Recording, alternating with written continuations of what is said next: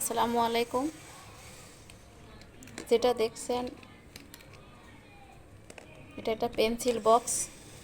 এটা আমার ছেলের জীবনের প্রথম অর্জন। ওকে যখন 2019 সালে প্লেতে ভর্তি করাই, তখন 16 ডিসেম্বরের চিত্রাঙ্কন প্রতিযোগিতায় ক বিভাগের ফার্স্ট হয়েছিল।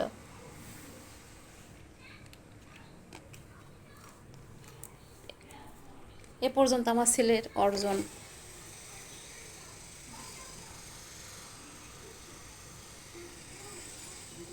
আপনারা ওকে দোয়া করবেন, ও যেন আরও বড় হয় আর মানুষের মতো মানুষ হতে পারে।